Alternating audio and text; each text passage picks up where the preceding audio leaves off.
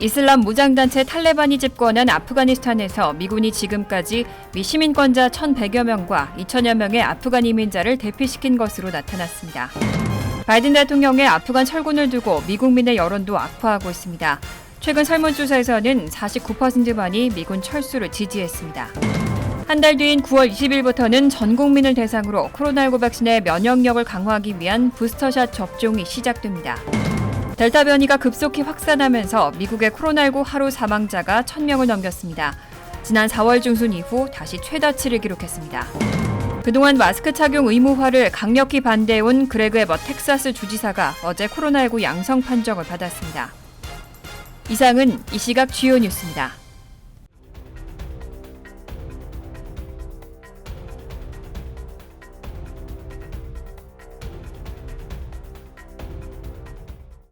시청자 여러분 안녕하십니까? KBN 뉴스입니다. 이슬람 무장단체 탈레반이 집권한 아프가니스탄에서 미군이 지금까지 미 시민권자 1,100여 명과 2천여 명의 아프간 이민자를 대피시킨 것으로 나타났습니다. 백악관은 이달 말까지 민간인 대피를 완료하는 걸 목표로 탈레반과 일정을 논의하고 있다고 밝혔습니다. AFP 통신에 따르면 임명을 요구한 백악관의 한 관리는 어제 하루 미군이 항공기 13편으로 아프간에서 미국 시민권자와 영주권자 및 가족 등 약 1,100명을 대피시켰다며 대피 인원이 늘어나기를 기대하고 있다고 밝혔습니다. 또 지금까지 미군이 아프간에서 모두 3,200명을 대피시켰고 거의 2,000명의 아프간 이민자가 미국으로 이주했다고 설명했습니다. 탈레반이 지난 15일 아프간 수도 카불을 장악한 뒤 미국은 아프간에서 미국인과 미군에 협력한 현지인 등을 대피시키는데 총력을 쏟고 있습니다. 제이크 설리번 백악관 국가안보 보좌관은 언론 브리핑에서 8월 31일까지 아프간에서 민간인 대피 완료를 목표로 하고 있다며 탈레반과 일정을 논의하고 있다고 밝혔습니다. 한편 유타주지사가 난민을 적극 수용하겠다는 의지를 밝혔습니다. 스펜서 콕스 유타주지사는 어제 자신의 트위터를 통해 바이든 대통령에게 보낸 서한을 공개했습니다.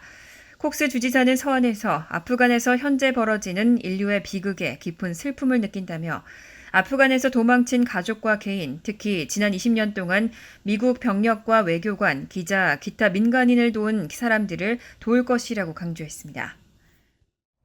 미 정보기관들은 올 여름부터 이미 바이든 정부에 아프가니스탄의 함락을 경고해온 것으로 드러났습니다. 하지만 바이든 행정부가 철군 일정을 고수했다는 지적이 나오면서 내부적으로도 책임론이 분출하고 있습니다. 뉴욕타임즈는 어제 정부 전현직 관리들을 인용해 미 정보기관들이 지난 7월부터 아프간 정부가 수도 카불에서 버틸 수 있는지 의문을 제기하는 등 비관적인 내용을 보고했다고 보도했습니다. 탈레반에 의해 수십 개의 아프간 지역이 함락되고 몇몇 주요 도시가 포위됐을 때 작성한 한 보고서에는 아프간 정부가 탈레반 공격에 대해 준비가 돼 있지 않고 카불이 점점 더 위험해지고 있다는 내용이 담겼습니다. 또 탈레반이 도시를 점령할 경우 연쇄적인 붕괴가 순식간에 일어날 가능성이 크다고 예상했고 아프간 정부군이 무너질 위험성도 높다고 전망했습니다. 의회에 제출된 분석에서도 탈레반이 카불에 진입하기 전 먼저 국경을 넘고 지방 수도를 장악할 것이라고 정확히 예측했습니다.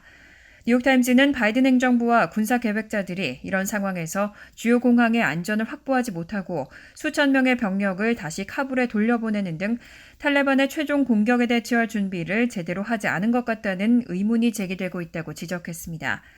다만 이런 정부의 주요 결정은 7월 이전에 내려졌다면서 당시 정보기관들은 아프간 정부가 2년 동안 버틸 수 있다는데 의견을 모았다고 전했습니다. 바이든 대통령은 앞서 지난 15일 연설에서 아프간에서 발생한 만일의 사태에 대해 모두 계획했다면서도 예상했던 것보다 상황이 빨리 전개됐다고 밝혔습니다. 이후 광범위한 비판에 직면하며 출범 이후 최대 위기에 봉착한 바이든 행정부 내부적으로는 아프간 철군 결정을 둘러싼 책임론이 이미 분출하고 있습니다. 이런 바이든 대통령의 아프간 철군을 두고 미국민의 여론도 악화하고 있습니다. 최근 설문조사에서는 지난 4월 같은 조사 때보다 20%포인트나 낮은 49%만이 미군 철수를 지지했습니다. 여론조사 업체 모닝컨설트와 정치 전문 매체 폴리티코가 13일부터 16일 유권자 1,999명을 상대로 여론조사를 실시한 결과 응답자의 49%는 바이든 대통령의 미군 철수를 지지했습니다. 지난 4월 같은 조사 때 69%의 지지에서 20%포인트나 빠진 겁니다. 응답자의 37%는 바이든 대통령의 철군 결정을 반대했습니다. 지난 4월 조사의 16%보다 2배 이상 증가한 수치입니다. 바이든 대통령은 트럼프 전 대통령의 아프간 철군 방침을 이어받아 철군을 개시하고 이달 말까지 끝낼 예정이었습니다. 하지만 미군 철수 속의 탈레반은 세력을 급속히 확장하고 지난 15일 수도 카불을 점령했습니다. 어제 정치 전문 매체 더 힐은 이번 여론조사 결과가 바이든의 아프간 출구 전략에 대한 비판, 특히 공화당으로부터의 비판이 비등한 가운데 나왔다고 전했습니다. 당파를 떠나 전체적으로 철군 여론이 악화한 가운데 민주당 지지층의 철군 지지는 지난 4월 84%에서 이번 조사에서는 69%로 하락했습니다. 공화당 지지층에서는 52%에서 31%, 무당층의 철군 지지는 66%에서 41%로 급감했습니다. 약 한 달 뒤인 9월 20일부터는 전 국민을 대상으로 코로나19 백신의 면역력을 강화하기 위한 부스터샷 접종을 시작합니다. 2차 접종 완료 후 8개월이 지난 사람들은 모두 접종 대상입니다. 보건복지부는 오늘 보건기관들과 공동 성명을 통해 9월 20일로 시작하는 주부터 모든 미국인에게 부스터샷을 제공할 준비가 됐다고 발표했습니다. 부스터샷은 화이자와 모더나 백신을 접종한 사람을 대상으로 하며 2회차 접종을 끝낸 지 8개월 뒤 모든 사람이 부스터샷을 맞으라는 내용입니다.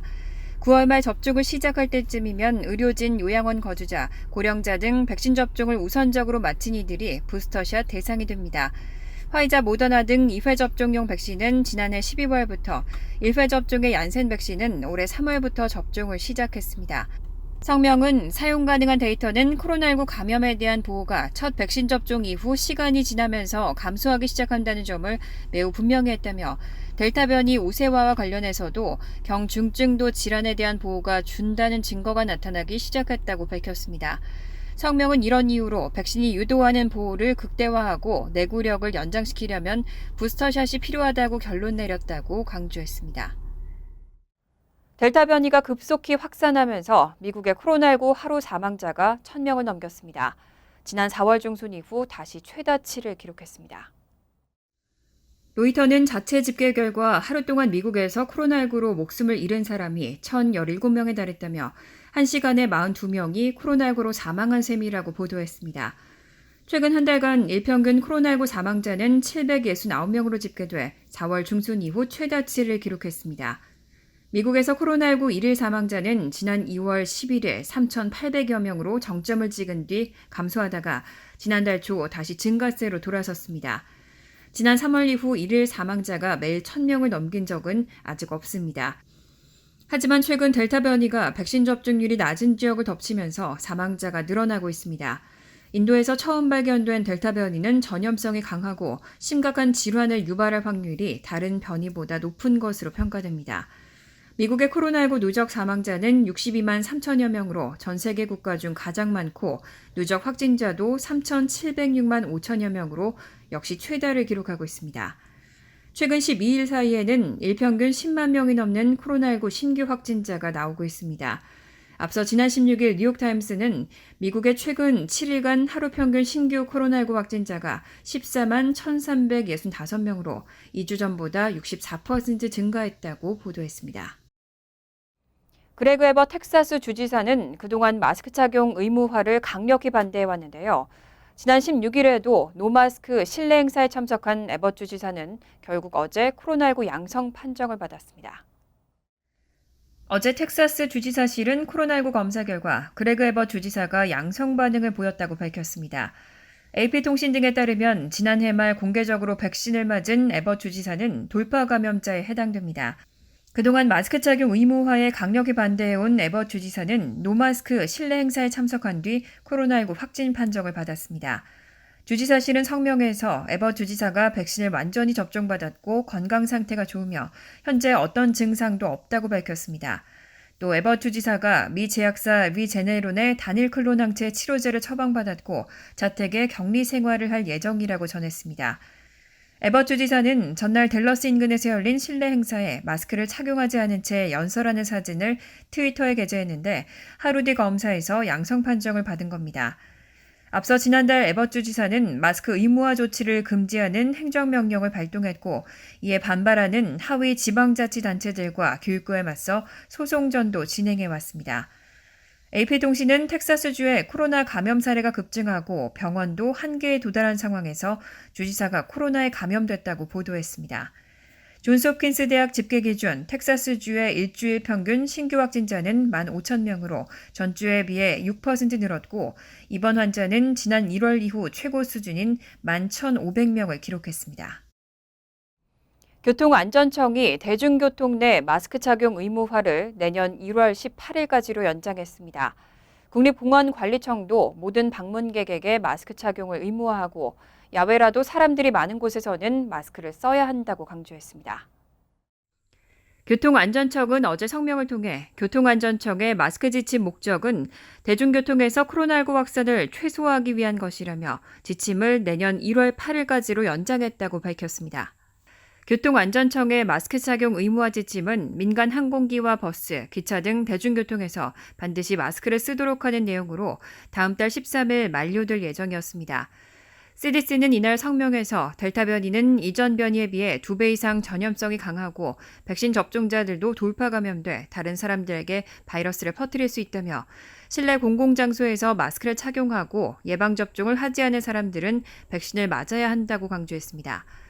한편 국립공원관리청도 코로나19 재확산을 이유로 모든 방문객에게 마스크 착용을 의무화했습니다.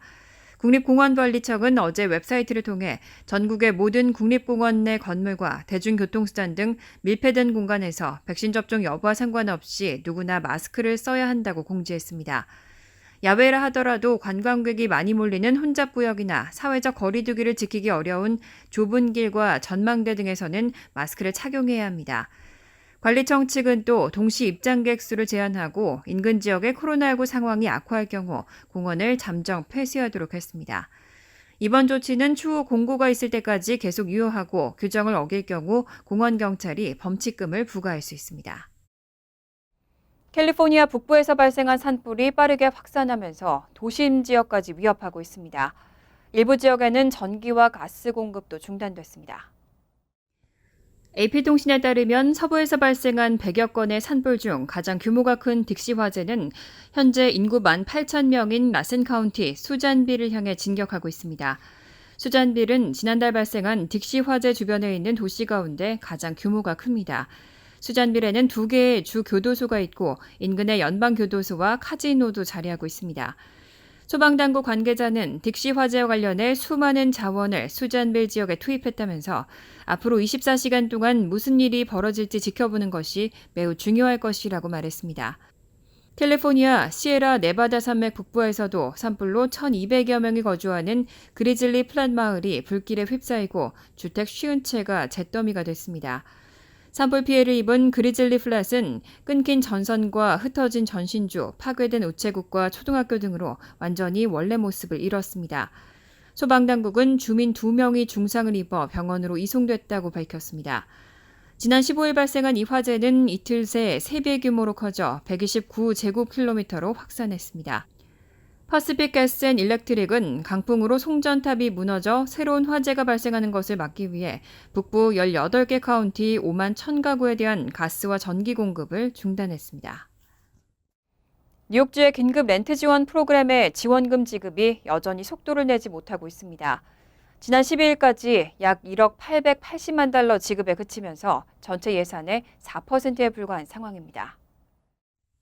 지난 16일 뉴욕주 감사원이 발표한 감사 보고서에 따르면 뉴욕주 긴급 렌트 지원 프로그램을 시행하고 있는 주 빈곤가정 장애지원국은 지난 12일까지 1억 880만 달러의 지원금을 지급했습니다. 해당 프로그램 예산인 26억 달러에 단 4%에 불과한 금액입니다. 토마스 디나폴리 주 감사원장은 수십억 달러의 연방 지원금이 있지만 현재 이를 필요로 하는 세입자들에게 지급되고 있지 않다며 뉴욕주는 세입자들의 강제 퇴거를 막기 위해서 이를 빠르게 지급해야 한다고 지적했습니다. 보고서에 따르면 주 빈곤가정 장애지원국은 지난 7월 30일까지 16만 8,321건의 긴급 렌트 지원 신청을 접수했고 지난 8월 9일까지 단 7,072가구에게만 지원금을 지급했습니다. 이어 뉴욕주가 오는 9월 30일까지 배정된 예산 중 일정량을 소진하지 못하면 남은 금액은 다시 연방정부에 반환하게 될 위기에 처하게 된다고 강조했습니다. 또 프로그램 실시간 모니터링을 통한 신청 절차 개선과 최근 단순화된 양식에 대한 자료 업데이트 및 언어 지원 등을 개선할 것을 요구했습니다. 설창 앤드류박 장학재단이 2021년도 장학금 수여식을 개최했습니다.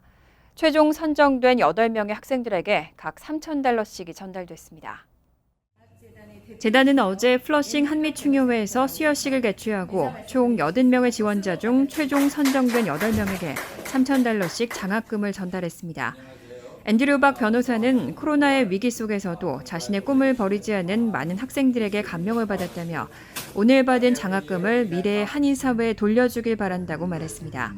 생각하는 거는 장학금은 받는 게 아니라 주는 겁니다. 그러니까 지금은 받으셨지만 이분들이 이 받은 거를 잘 쓰시고 또 본인 인생의 도움을 찾아서 일단은 of course 다들 좋은 일과 성공을 하시면 다시 베푸는 게 장학금이라고 생각하니 그런 큰 책임과 의미가 있다는 것을 생각하고 받으시면 좋겠습니다. 수여식에 함께한 21 희망재단 변종덕 이사장은 어려운 시기에 앤드류박 변호사와 장학생을 뽑는 행사에 함께하는 게 너무 감사하다며 한인 사회에서 어려운 학생들에게 더욱 많은 관심을 가졌으면 한다고 말했습니다. 간추린 소식입니다. 로이터 통신은 다음 달 21일부터 열리는 제76차 유엔 총회 정상급 회의는 코로나19 변이 확산의 우려로 영상을 통해 진행될 예정이라고 전했습니다. 린다 토마스 그린필드 유엔 주재 미국 대사는 지난 13일 193개의 유엔 회원국에 보낸 서한에서 유엔 총회가 코로나19 초전파 행사가 되지 않도록 여러분의 도움이 필요하다며 대표단이 뉴욕을 방문한다면 인원을 최소화해달라고 요청했습니다. 지난해 총회에서 역시 코로나19 영향으로 정상들은 사전 녹화된 영상을 통해 입장을 전달하거나 유엔 대사를 통해 성명을 전달했습니다. 뉴욕 한인회는 지난 13일 한인회 여름 인턴십 프로그램 참가 학생들이 뉴욕 시립대 퀸즈 컬리지 석좌 교수인 민병갑 교수가 출판한 위안부, 군 위안소, 잔혹성, 그리고라는 제목의 서적에 대한 전송처를 확정하고 배분하기 시작했다고 밝혔습니다.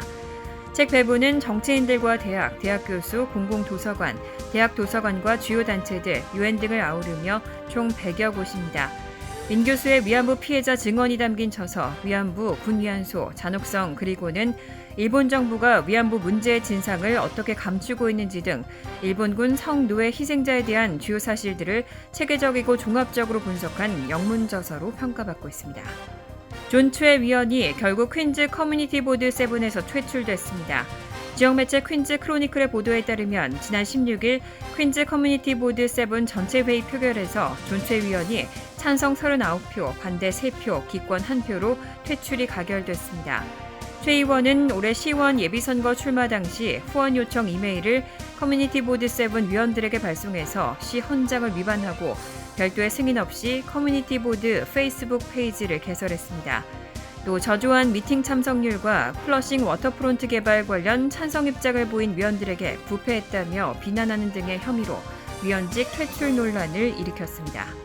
법무부는 질병통제예방센터가 코로나19 백신 접종자들에게 발급하는 카드를 빼돌려 이베이에서 유통한 혐의를 받고 있는 시카고 약사 당당자오를 정부 자산절도 혐의로 체포 기소했다고 발표했습니다.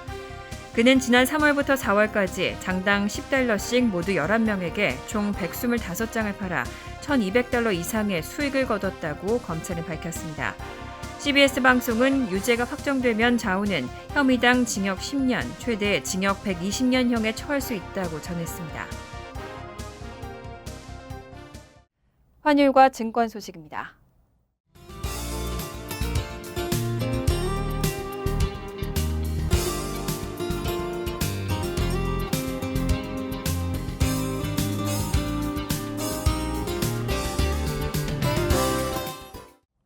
이어서 날씨입니다. 목요일은 오전 중 천둥 번개를 동반한 소나기 오는 곳이 있겠고 오후에도 종종 소나기 내릴 가능성이 있습니다.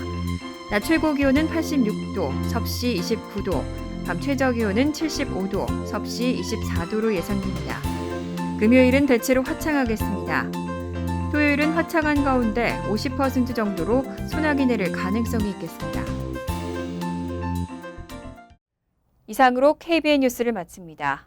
KBN과 함께 즐거운 저녁 되시기 바랍니다.